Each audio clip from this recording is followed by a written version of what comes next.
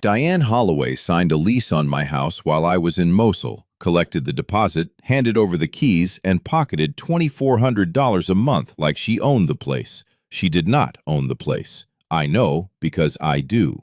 The deed is in my name. The mortgage is in my name. The VA loan that bought every square foot of 2,214 Ridgewood Court is in my name. And when I pulled up to the curb after 14 months overseas and saw a strange minivan in my driveway and a welcome mat I had never bought on my front porch, I didn't call the police. I didn't knock on the door. I just sat in my truck and opened a notebook. Because here's what Diane didn't know. A man who grew up in foster care and spent 3 years in the Army learning to document everything doesn't come home from a war and lose his house to a clipboard. She thought my deployment made me vulnerable. She had no idea it made me patient. What kind of person sees a soldier's empty driveway and thinks, opportunity? My name is Cole Merritt, third-generation Army. And before you picture some guy with a chest full of ribbons and a flag on his porch, let me tell you what I actually am. A kid who aged out of the foster care system at 18 with a duffel bag and a bus ticket, and who spent the next decade trying to build something that couldn't be taken away. That's not a metaphor. That's the literal reason I bought the house. I enlisted at 19, served 2 tours, saved every dollar I didn't spend on food or gear. When I came home the second time, I sat down with a VA loan officer and I did the math the way my third foster father, a retired contractor named Gerald, had taught me to do it. Slowly, carefully, with a pencil, not a pen, because you erase mistakes before they compound. 2,214 Ridgewood Court wasn't much to look at when I bought it. 3 bedrooms, 1 bath, original hardwood under 20 years of carpet, a garage with wiring so old the inspector used the word creative twice in his report. But the bones were good. Gerald would have said the bones were honest. I spent 18 months on it before the deployment orders came. Every weekend, sometimes weeknights, I refinished those floors myself. 3 coats of polyurethane, sanded between each one. I rewired the garage. I repointed the brick on the front steps. I built a workbench along the back wall out of reclaimed oak I'd found at a salvage yard 2 towns over. And I remember standing in that garage on a Saturday evening with sawdust on my arms and the smell of motor oil in the air, thinking, this is the first thing I've ever made that nobody can put me out of.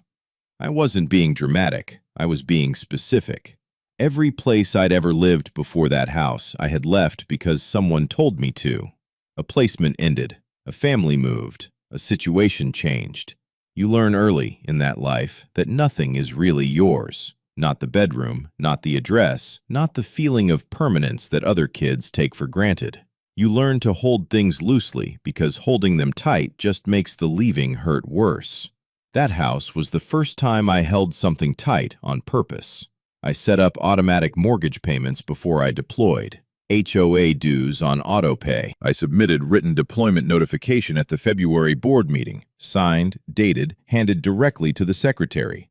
I asked my neighbor, Ray Kowalski, retired Navy, steady as poured concrete, to keep eyes on the property. I did everything right.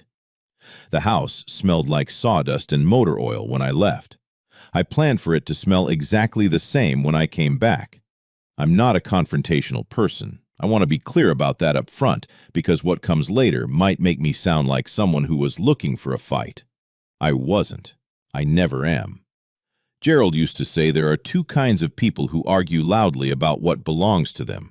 People who aren't sure, and people who are trying to convince someone else. The ones who are truly certain, he said, don't argue. They document. They wait. They let the paper do the talking when the time comes, because paper doesn't get emotional, and paper doesn't back down. I absorbed that the way you absorb things from the only adult who ever treated you like you were worth teaching. 3 years in the Army reinforced it differently. You learn in uniform that noise is often the absence of preparation. The soldier who's done his reconnaissance doesn't need to raise his voice in the briefing room. He already knows the terrain. He already knows the exits. He already knows what the other side doesn't know they've revealed. Confidence isn't loud. Confidence is a man who lets you keep talking because he stopped needing to correct you 5 minutes ago. That's the version of me that sat in the truck on Ridgewood Court and watched Diane Holloway hand a welcome basket to a family living in my house. I didn't honk. I didn't get out. I wrote down the license plate of every car in my driveway, the make and model of the minivan, the time, the date, and a physical description of every person I could see. I noted that the welcome mat was beige with a pattern of small leaves, not something I had ever owned. I noted that the curtains in the front window had been changed. I noted that Diane was holding a clipboard with what appeared to be a multi-page document on top. Then I drove to a gas station 2 blocks away, bought a coffee I didn't drink, and called David Okafor. David was former JAG. We'd crossed paths during my first tour through a mutual contact, stayed loosely in touch the way veterans sometimes do. Not close, but the kind of connection where you know exactly who to call when something goes sideways in a specific way. I told him what I'd seen. He was quiet for a moment. "Don't knock on the door yet," he said. I wasn't planning to. "Don't call the police yet either." Also wasn't planning to. Another pause. "You already know what this is, don't you?" It wasn't really a question, and I didn't answer it like one. "I know what the deed says," I told him. "I want to know how far she went before I decide how far I go." A man who's certain of what he owns doesn't need to announce it. He needs to understand exactly how much rope the other person has already used. Here's what David found out in the first 48 hours. The Vargas family, Marco, Elena, and their 2 kids, had signed a 12-month lease agreement in October, 4 months after I deployed. The document listed Diane Holloway as property manager, authorized agent of the Ridgewood Court Homeowners Association. They'd paid a security deposit of $2,400 and first and last month's rent up front. They had a move-in checklist, a key fob for the HOA gate, and absolutely no reason to suspect that the woman who handed them a welcome basket had no legal authority to rent them anything. They were good people caught inside someone else's crime. That mattered to me. It still does. The lease had 8 months left on it, which meant that if I simply walked up to the door and said, "This is my house, everyone out," even with the deed in my hand, I was looking at a messy, painful, months-long process that would hurt the Vargas family as badly as it hurt Diane. Courts move slowly. Wrongful occupation disputes move even slower. And Diane, David told me, had already retained a local attorney named Forsyth, who had a long and comfortable relationship with the county magistrate's office. "She's going to argue the HOA had emergency management authority," David said. "She's going to point to the bylaw amendment and say she acted in good faith for the community." "What bylaw amendment?" He read it to me over the phone. Section 11, Article 4, added to the HOA's governing documents in a special session the previous June. Properties deemed functionally abandoned for a period of 90 or more consecutive days may be placed under temporary board management for the purpose of community preservation and aesthetic maintenance. I was quiet for a moment. "When was that added?" "6 weeks after you deployed." There it was. Not a spontaneous decision, not a panic move. A planned insertion into governing documents, timed to create legal cover for something she'd already decided to do before I ever boarded a transport plane. The clock mattered now. Forsyth had already filed a motion to classify the HOA's lease arrangement as a bona fide property management contract, which, if granted, would trigger a 60-day dispute window that effectively froze my ability to reclaim the property through standard channels. We had less than 3 weeks before that window opened. When someone builds a legal trap around your own home, the only question that matters is, how long have they been building it? The Cumberland County Recorder's Office opens at 8:30. I was there at 8:20 with a legal pad, 2 pens, and a thermos of coffee. I wasn't sure yet what I was looking for beyond the obvious. I knew my deed was clean. I knew my mortgage was current. I'd already confirmed that with my lender the morning after I got back, first call I made before I even unpacked. What I wanted to understand was the paper trail Diane had built around herself. Because people like Diane don't just act. They construct. They layer. And if she'd been planning this long enough to insert a bylaw amendment 6 weeks into my deployment, there was more architecture here than one forged lease agreement. The recorder pulled my property file. Standard chain of title, clean all the way back through 2 previous owners to the original subdivision plat from 1987. Nothing unusual. My VA deed of trust recorded correctly, lien position confirmed, no encumbrances beyond the mortgage itself.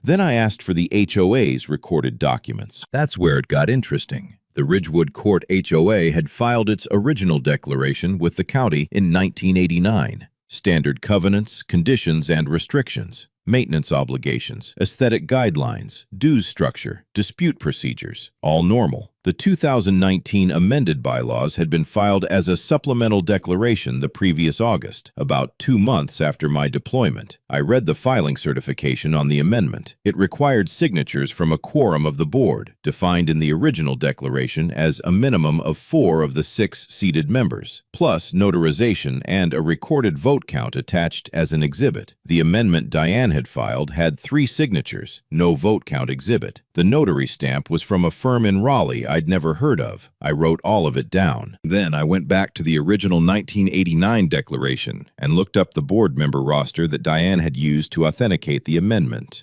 6 names. I cross-referenced them against the county's own HOA registration update filed the prior spring. One of the 6 had submitted a formal board resignation letter 14 months earlier. She'd moved to Arizona. Her signature on the amendment was dated 4 months after that resignation. I sat with that for a moment. A resigned board member, signing a document, 4 months after she left the state. I didn't react in the recorder's office. I thanked the clerk, photographed every page with my phone, and walked back to my truck. But I remember the specific quality of the sunlight coming through the windshield that morning, the way it hit the legal pad and made my notes look very clean and very serious, and thinking, she didn't just rent my house. She forged the permission slip she used to do it. The bylaw amendment wasn't sloppy. It was deliberate, which meant this wasn't opportunism. This was a system. How do you accidentally forge the signature of someone who moved to another state? You don't. So what else was built the same way? David called me that same evening. Forsyth had made contact, not formally, not through a filing, but through what lawyers sometimes do when they want to test the temperature before committing to a position. A phone call, collegial tone, framed as a courtesy reach-out to discuss potential paths to resolution. David's translation. Diane knew I was back. She knew I'd been to the recorder's office, and she was trying to find out how much I knew before deciding how hard to fight. "What did you tell him?" I asked. "That my client is reviewing his options and will be in touch." Good. There was a pause. David had a particular kind of silence he used when he was deciding how direct to be. I'd learned to read it. "Cole, she's going to offer you money, probably soon. It'll feel like a settlement, but it'll be structured to imply the HOA had standing to do what they did. If you take it, you're functionally acknowledging the bylaw amendment was valid. I'm not taking it. I know. I'm telling you because when it comes, and it will come fast, and it will be more than you expect, you need to not react. You need to photograph it, hand it to me, and say nothing." That was the choice in front of me. Not a dramatic one, not a courtroom confrontation or a shouting match at the next board meeting. Just a quiet decision about what kind of person I was going to be in the next 30 days. I could take the money. God knows, part of me understood the appeal. I'd been living out of a motel since I got back, paying for a room while someone else lived in my house, and the number Diane was likely to offer would cover months of that. I was tired. I'd just spent 14 months in a country where the ground itself couldn't be trusted, and I had come home to find that the ground here had shifted too. But the moment I accepted a check from Diane Holloway, the forged signature became a footnote. The illegal bylaw amendment became a misunderstanding. The $3,000 a month she'd collected off my property became a civil matter rather than what it actually was. Wire fraud, SCRA violation, and document forgery committed against an active duty service member. I thought about Gerald. Erase mistakes before they compound. Taking Diane's money wouldn't erase anything. It would compound everything for the next person she did this to, and the one after that. When the offer comes, I told David, we photograph it and we file. He was quiet again. Then, okay, then we need to talk about the Service Members Civil Relief Act. I already knew what it was, but I let him explain it anyway, because sometimes letting someone lay out the full hand is how you make sure you haven't missed a card. Is there a version of integrity that doesn't cost you anything? Or is it only real when you choose it at the moment it's most expensive? Over the next 10 days, I did something that probably looked like nothing from the outside. I drove past the house every morning at different times. I noted when lights came on, when the Vargas kids left for school, when Diane's car appeared on the street. I talked to Ray Kowalski, my neighbor, retired Navy, standing in his driveway for 40 minutes one Tuesday afternoon while he pretended to check his mail and I pretended I was just passing through. Ray was the kind of man who noticed everything and said little, which meant the things he eventually said were worth writing down. He told me Diane had been by the house 4 times in the past month, always with her clipboard. Once with a man Ray didn't recognize who carried a measuring tape and walked the perimeter of the backyard.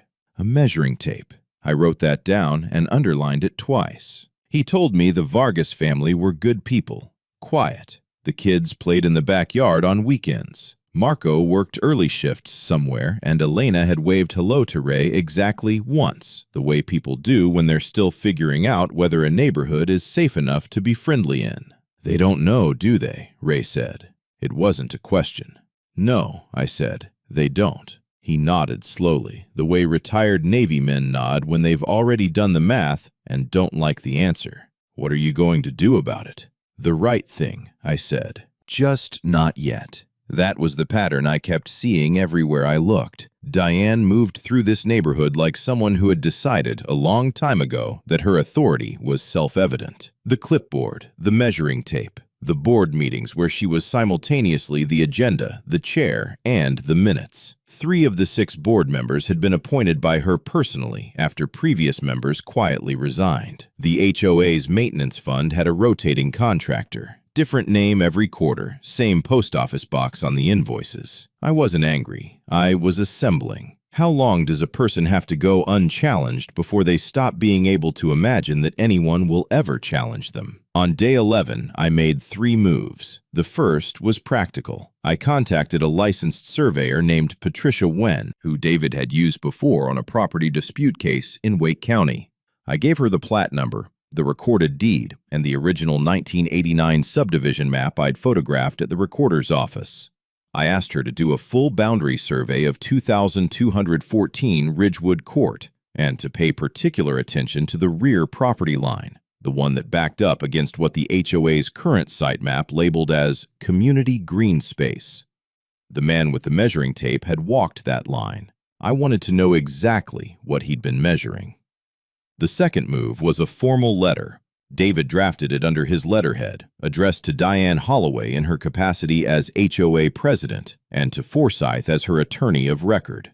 It was 1 page. It stated, in precise and unornamental language, that Cole Merritt was the sole recorded owner of 2214 Ridgewood Court, that no HOA bylaw or board resolution could supersede a recorded deed of title, that the Service Members Civil Relief Act explicitly prohibited adverse action against the property of deployed service members, and that Mr. Merritt was formally requesting a complete accounting of all rental income collected, all deposits received, and all disbursements made in connection with the property since the date of his deployment. It did not threaten, it did not demand, it informed. We sent it certified mail with return receipt requested, and I kept a copy of every page including the envelope. The third move was the one that mattered most in the long run, though I didn't fully know that yet. I drove to a home security company on Bragg Boulevard and ordered a full exterior camera system for the house. 4 cameras, motion activated, with cloud backup on a server that was not local and not accessible from the property itself. The installer couldn't get to it for 5 days. I told him I'd pay extra for 3. He got to it in 4. Close enough. I didn't tell Diane the cameras were going in. I didn't tell Forsyth. I didn't tell anyone except David, and David's response was simply, "Good." The letter went unanswered for 6 days. On the seventh day, a cashier's check for $4,000 appeared under my motel room door in a plain white envelope. No return address. A handwritten note inside that said, "Let's resolve this quietly." I photographed the check, the envelope, the note, and the motel door it had been slid under. Then I called David. When someone offers you money to stay quiet, what they're really offering you is permission to let them keep going. Diane's response to our letter arrived 9 days later. Not through Forsyth, not through certified mail, through the HOA board. I received a formal written notice, printed on Ridgewood Court HOA letterhead, signed by 3 board members, informing me that I was in violation of Section 7, Article 2 of the Community Guidelines. Unauthorized vehicles parked in front of residential units for more than 72 consecutive hours constitute a nuisance and are subject to towing at owner's expense. The unauthorized vehicle was my truck, parked on the public street in front of my own house. I want to be precise about something. The street in front of 2214 Ridgewood Court is a public right-of-way maintained by the city of Fayetteville. It is not HOA property. It is not a private drive. Any vehicle with valid registration has the legal right to park there, and no HOA covenant in the state of North Carolina can override a municipal public street designation. I knew this. David confirmed it in under 4 minutes. But Diane had 3 board members willing to sign the letter, a towing company she apparently had on retainer, and the working assumption that I would either move the truck or spend $250 getting it back from an impound lot. I did not move the truck. 2 mornings later, I woke at 6:15 to the sound of a tow hook engaging. By the time I got outside, my truck was already on the flatbed. The driver, a heavyset man named Garrett, according to his shirt, had paperwork from the HOA authorizing the removal. I photographed the truck on the flatbed. I photographed Garrett's paperwork. I photographed the street sign confirming the public right-of-way designation. Then I called David from the curb while the flatbed pulled away. $260 to get my own truck out of impound. I paid it in cash and kept the receipt. It was the most expensive receipt I've ever been glad to have. Sometimes the other side has to win a small battle to lose the entire war, and the smart move is letting them think the small battle was the whole fight. The HOA held its monthly board meeting on the 3rd Thursday of every month in the community room of a small church on Ramsey Street. Attendance was usually sparse. Ray told me most months it was just Diane, her 3 appointed board members, and whoever had a complaint about leaf blowers or fence paint colors. I showed up. I didn't announce myself in advance. I didn't tell David I was going because David would have told me to wait. I just drove there, signed the attendance sheet at the door, took a seat in the back row, and listened. Diane saw me the moment I walked in. Something moved across her face. Not fear exactly, more like rapid calculation, and then it was gone, replaced by the composed, slightly condescending expression she apparently wore as a default. She was good at that, the practiced calm of someone who had been the most powerful person in every room she'd entered for 6 years. She opened the meeting. Routine items, landscaping contract renewal, a dispute about holiday decorations, minutes from the previous session read aloud by a board member named Curtis, who had the flat, careful delivery of a man reading something he hadn't written and wasn't entirely sure about. Then Diane looked up from her agenda and addressed me directly in front of the room. "Mr. Merritt, since you're here, the board wants you to understand that the HOA acted entirely within its governing authority regarding your property. The community preservation provision exists precisely for situations like yours. Vacant properties affect everyone's home values. We were protecting the neighborhood." She said it like a press release, like she'd practiced it.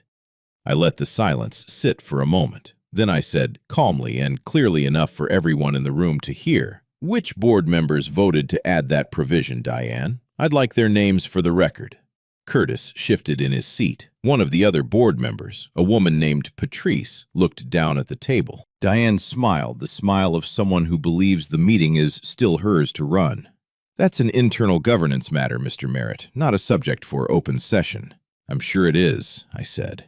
I wrote something on my legal pad and didn't say anything else for the rest of the meeting. When someone tells you they were protecting the community and they can't name who voted for it, what exactly were they protecting? 3 days after the board meeting, Forsyth filed his motion. It was more aggressive than David had anticipated. Not just a request to classify the lease as a legitimate property management contract. That had been expected. Forsyth went further. He filed a concurrent motion, arguing that my formal letter constituted harassment of HOA officers, that my attendance at the board meeting was an act of intimidation, and that I should be enjoined from approaching within 100 feet of 2214 Ridgewood Court, pending resolution of the dispute. A restraining order against me from my own house. David called me at 7 in the morning to tell me. He was precise and unhurried, the way he always was, but I could hear something underneath it. Not alarm, but the particular focus of a man who has just decided to stop being careful and start being thorough. "He's trying to remove you from the board," David said. "I'm not on the board." "From the equation. He wants you physically separated from the property and legally gagged from the HOA process while Forsyth builds a paper record that the lease arrangement had legitimate authorization.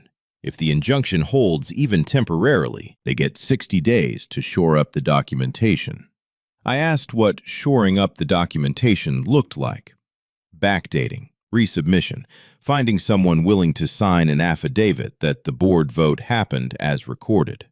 The towing company had filed a separate civil claim for $275 in administrative fees, $25 more than they'd charged me at the impound lot, citing the HOA's authorization paperwork as the basis for the removal.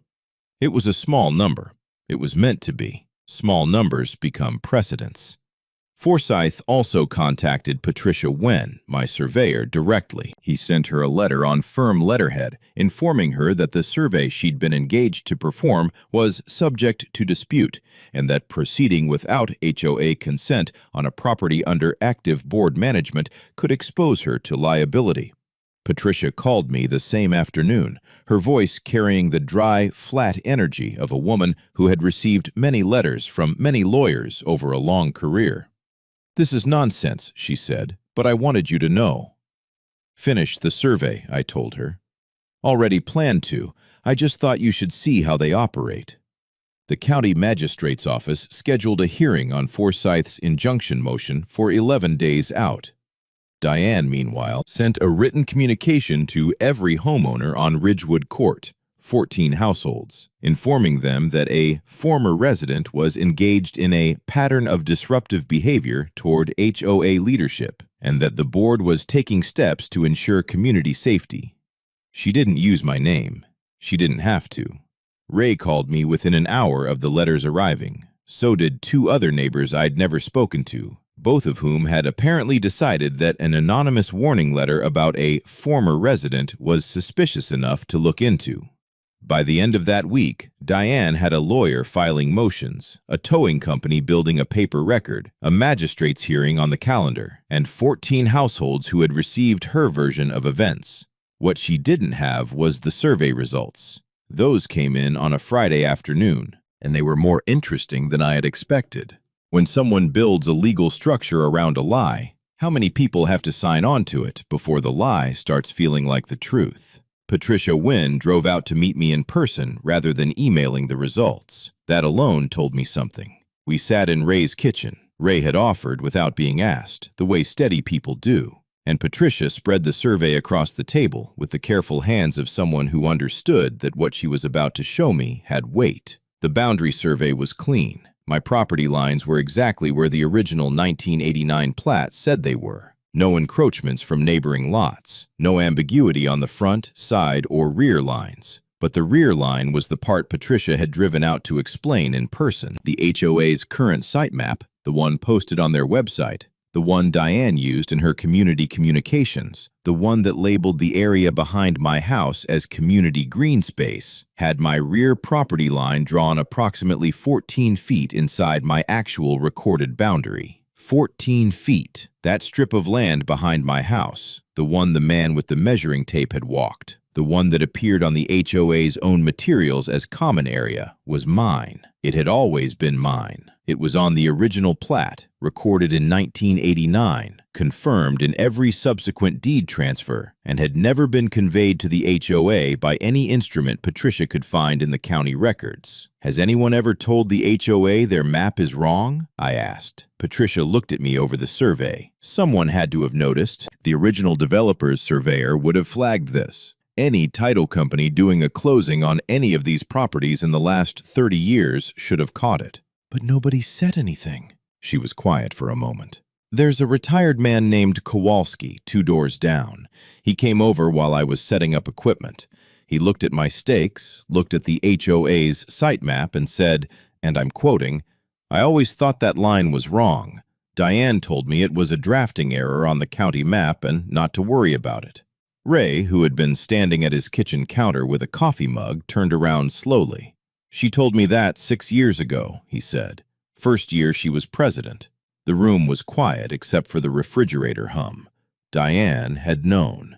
She had known the map was wrong. She had known that strip of land wasn't HOA property, and she had told at least one neighbor, a retired Navy man who trusted her, not to worry about it. How many people stay silent about a wrong simply because someone in authority told them it wasn't worth mentioning? The magistrate's hearing on Forsyth's injunction motion was set for a Tuesday at 10 in the morning. We had 6 days. David and I met every evening that week, his office after hours, the two of us at a conference table covered in photocopies, county records, and Patricia's survey overlaid against the HOA's own site map. David worked the way good JAG officers work, not dramatically, not with speeches, but with the grinding, methodical patience of someone who knows that a clean record beats a loud argument every single time. The injunction itself wasn't our biggest problem. David was confident we could defeat it. The legal standard for restraining a property owner from his own recorded deed was high, and Forsyth's filing was more aggressive than it was precise. But defeating the injunction wasn't the same as winning. Forsyth had structured his motion to run out the clock. Even a temporary injunction, even one that lasted 30 days before being overturned, gave Diane the window she needed to shore up the bylaw amendment documentation and convert her illegal lease arrangement into something that looked, on paper, like a legitimate dispute between a property owner and an HOA acting in good faith. Good faith was the phrase Forsyth kept using. It appeared 11 times in his filing.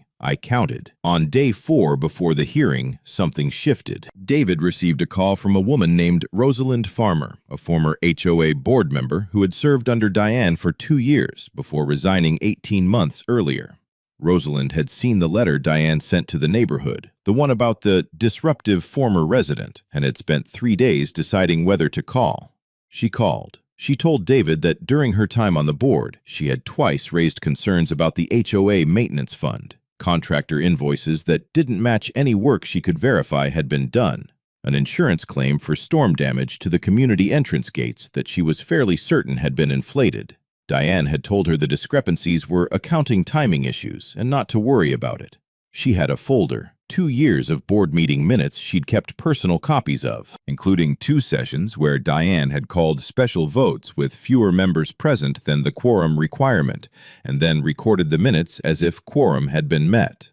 Rosalind FedExed the folder to David's office overnight. It arrived the morning before the hearing, and when David opened it on his conference table and spread the minutes side by side against the HOA's official filed records, the discrepancies were not subtle. They were not subtle at all.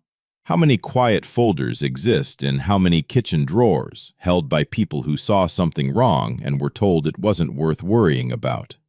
The night before the hearing, David laid everything across his conference table in sequence, not randomly, in order.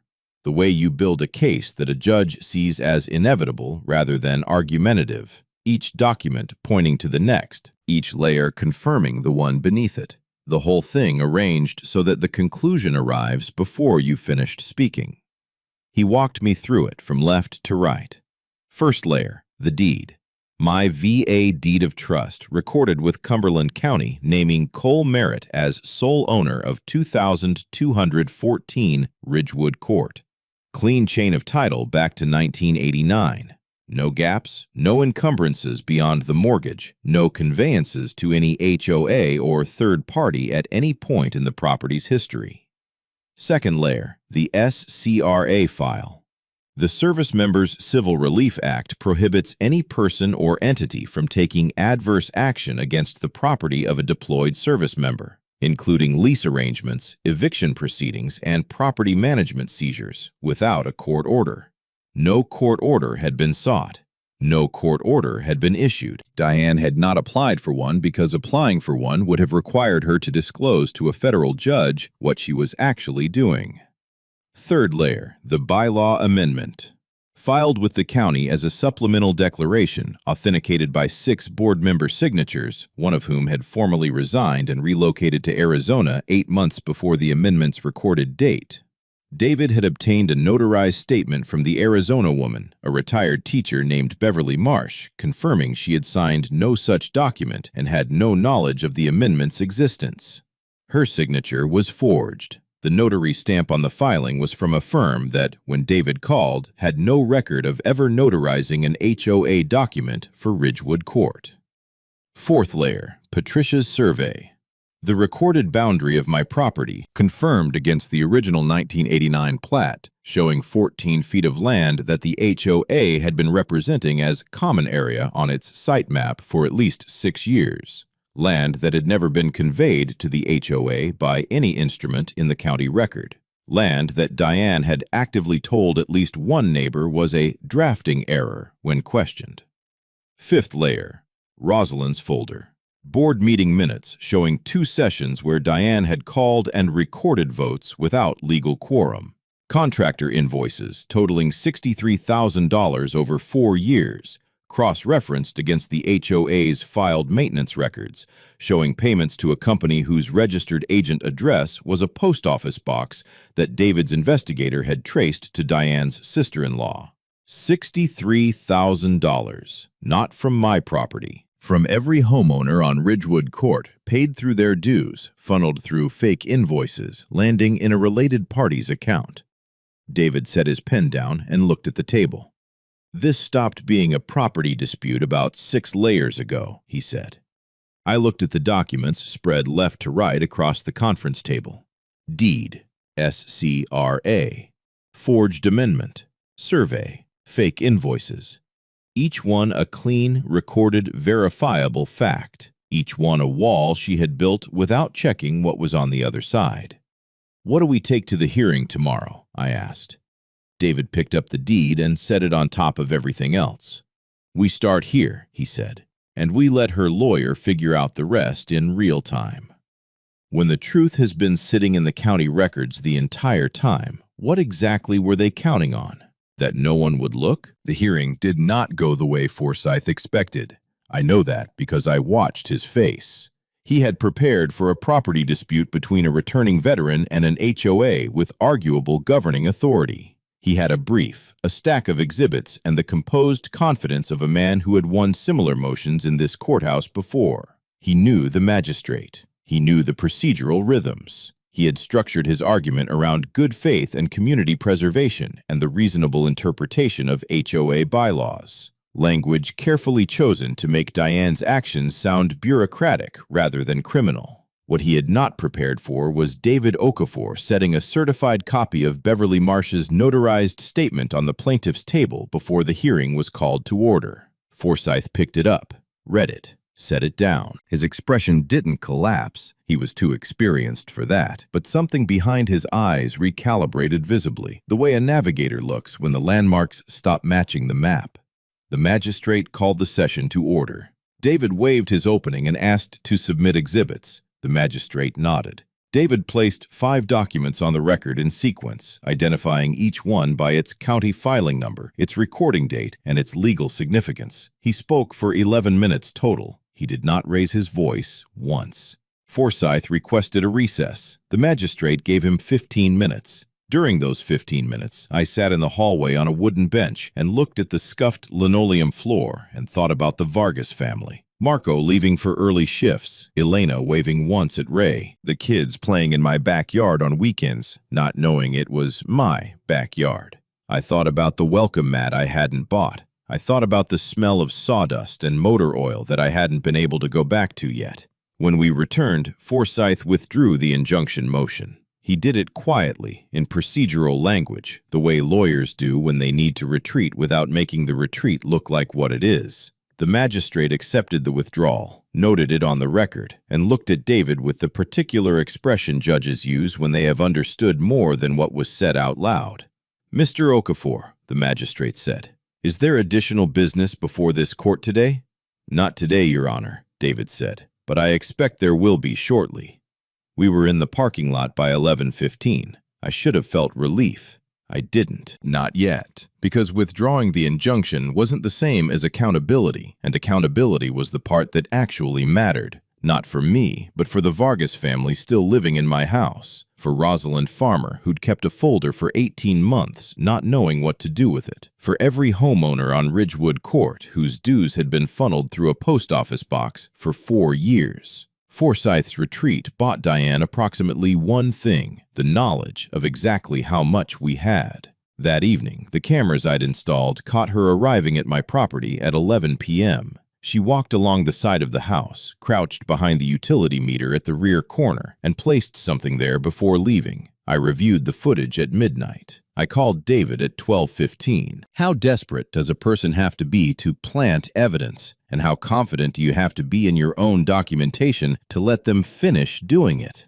I want to tell you something about that workbench, the one I built along the back wall of the garage from reclaimed oak I'd found at a salvage yard 2 towns over. The one I'd finished on a Saturday evening with sawdust on my arms and motor oil on my hands, and the specific quiet of a man who has just made something permanent for the first time in his life. Gerald had taught me to build things that way. Measure twice. Use good wood. Don't rush the joinery. He was a contractor who fostered difficult kids because, he said once, difficult kids understood that things worth having required work, and that was a better foundation than most people started with. He died while I was on my first tour. A stroke. Fast, the way the good ones sometimes go. I found out through a Red Cross message and spent the next week doing my job very carefully and not thinking about it, the way you learn to do. There was no funeral for me to attend, no house to go back to. He hadn't owned much, and what he'd owned went to his daughter in Greensboro. What he'd left me wasn't property. It was the knowledge of how to make something that couldn't be taken away. That workbench was the first thing I built with that knowledge applied to something mine. My oak, my garage, my hours, my permanence. When the Vargas family moved in, unknowingly, innocently, through no fault of their own, Marco had apparently used the workbench as a storage surface, tools borrowed from a neighbor, paint cans, the ordinary accumulation of a family making a rented house feel like home.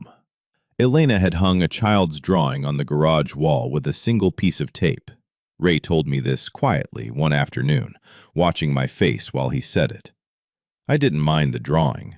I didn't mind the paint cans. The Vargas family had treated my house the way people treat a place they're trying to respect. What I minded was that any of it had been necessary, that a family had been placed inside my permanence by someone who saw both of our lives as instruments. The drawing was still on the wall when I finally came home. I left it there for a week before I took it down carefully and set it aside, in case Elena ever wanted it back. Is there anything more human than trying to make a rented house feel like yours, and anything more cruel than letting someone do that inside a lie? Diane Holloway was arrested at 5:47 in the morning, 2 days after the camera footage went to the DA's office. I wasn't there when it happened. David had advised me not to be, and he was right. There's a version of justice that requires your presence to feel complete, and there's a version that works better without you standing there making it personal. This was the second kind. I found out from Ray, who texted me a single line at 6:04. They came for her.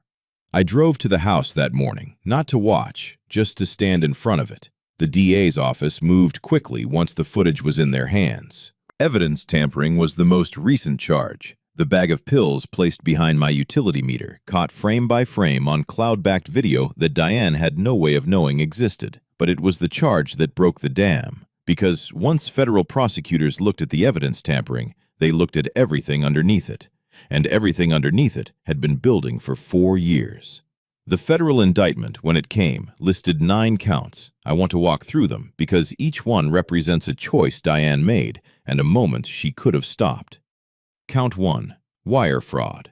The lease agreement transmitted electronically to the Vargas family, representing Diane Holloway as authorized property manager of 2214 Ridgewood Court, was fraudulent on its face. She had no authority. She had no authorization. She had a bylaw amendment built on forged signatures and a notary stamp from a firm that had never touched the document.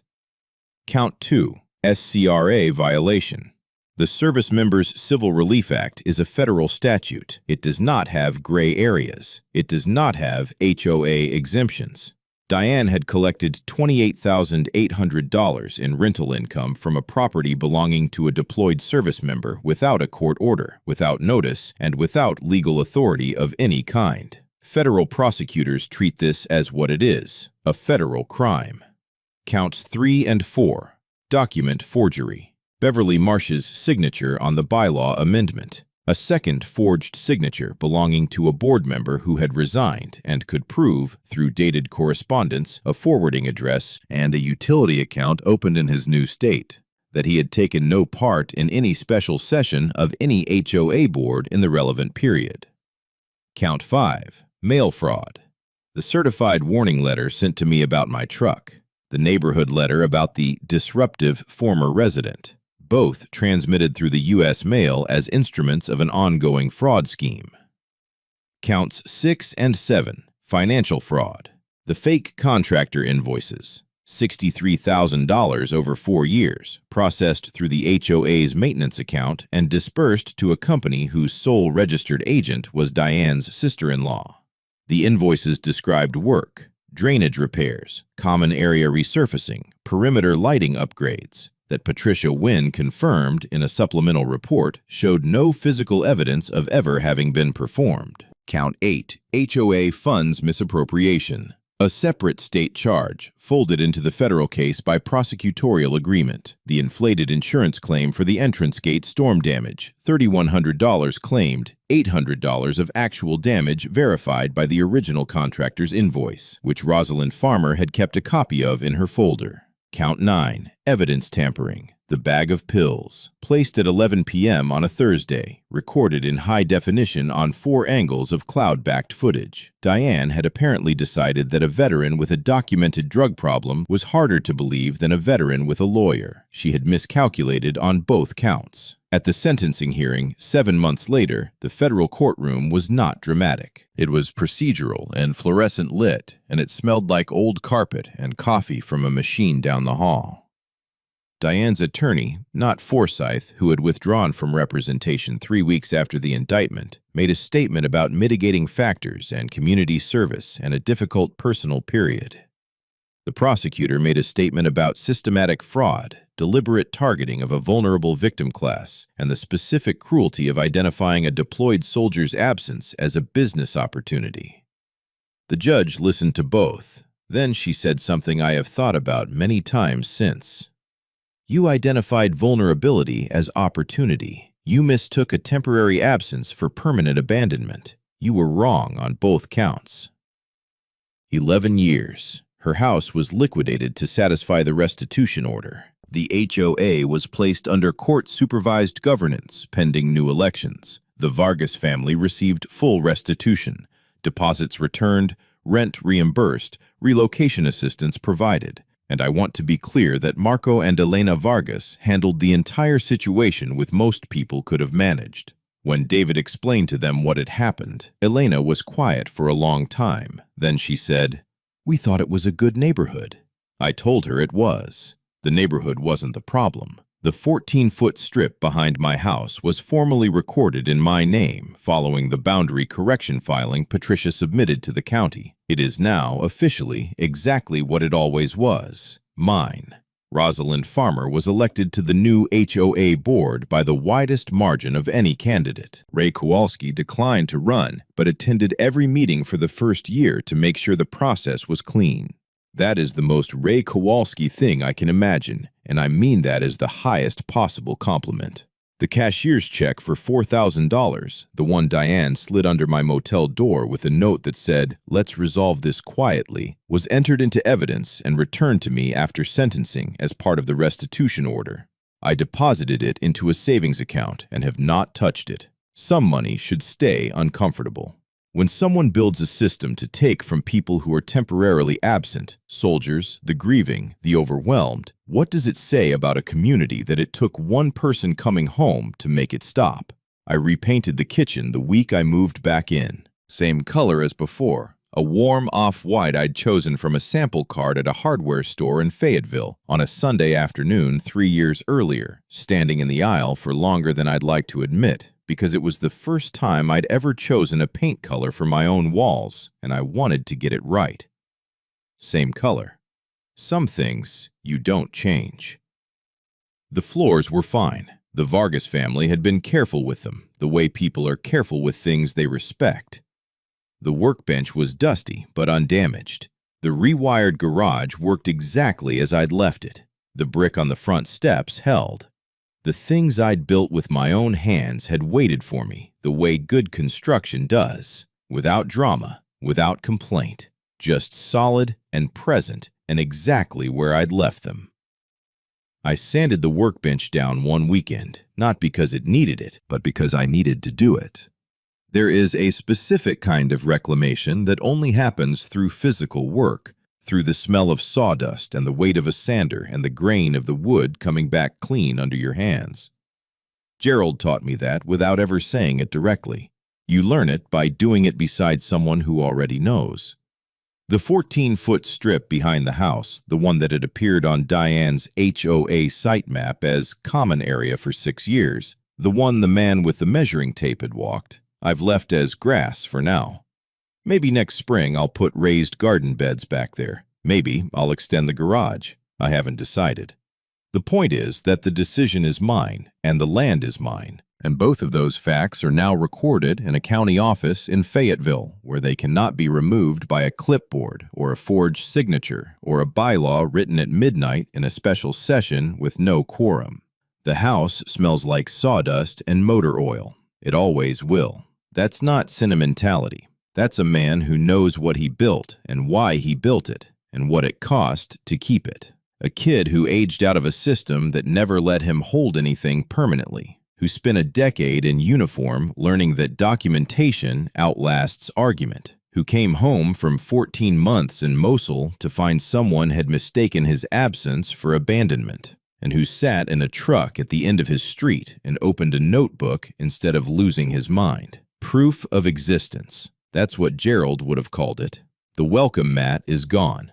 I bought a new one. Plain. No pattern. Just a mat outside a door that belongs to me.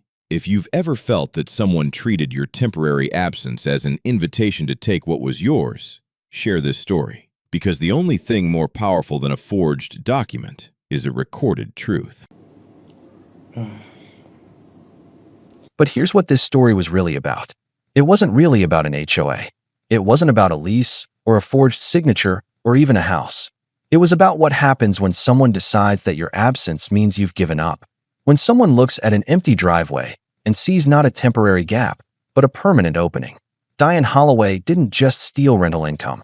She stole the logic that a man who built something from nothing, who had nothing taken from him repeatedly throughout his entire childhood, who finally created one thing that was permanently, legally, undeniably his. That man could be outmaneuvered because he happened to be serving overseas. She looked at a soldier's empty house and thought, opportunity. She had no idea she was looking at the most documented man in the county. Here's why she lost. She confused social authority with legal authority. She had spent 6 years being the most powerful person in every room she entered. She had a clipboard. She had board members she'd appointed herself. She had a lawyer with courthouse relationships and a towing company on retainer. She had the confidence of someone who had never once been checked. And that confidence, that untested, unearned certainty, is exactly what destroyed her. She put everything in writing. She filed forged documents with the county recorder. She sent mail fraud through the U.S. postal system. She showed up on camera at 11 p.m. to plant evidence at a property she didn't own, not knowing the cameras existed, not knowing the footage was already backed up to a server she couldn't reach. Every move she made to tighten her grip left another fingerprint. And here's why Cole won. He didn't win because he was louder. He didn't win because he was angrier. He didn't win in the driveway the day he came home. when any reasonable person might have walked up and knocked on that door. He won because he sat in a truck and opened a notebook. He won because 3 years in the army and a lifetime of instability had taught him the same lesson in 2 different languages. Noise is the absence of preparation. The people who are truly certain don't argue. They document. They wait. They let the paper do the talking, because paper doesn't get emotional and paper doesn't back down. He understood something most people don't, that systems built on deception are fragile. They look solid from the outside, but every forged signature is a crack. Every fake invoice is a crack. Every lie told to a neighbor to explain away an inconvenient truth, that's a crack. You don't attack the structure. You just wait for the weight of its own contradictions to find them. The truth had been sitting in the county records the entire time. He just went and read it. Most people have met some version of Diane Holloway. Maybe not in an HOA. Maybe in a workplace, a landlord, a family situation, an institution that assumed you didn't know your rights, or wouldn't bother to check, or were too exhausted to fight. And the question I keep coming back to is this. When Cole pulled up to that curb, 14 months overseas, his house occupied by strangers, a welcome mat he'd never bought on his own front porch, the easiest thing in the world would have been to walk up and start a confrontation. Would you have? Or would you have reached for a notebook? If you like stories where quiet preparation beats loud authority, there's more coming. Stay with me.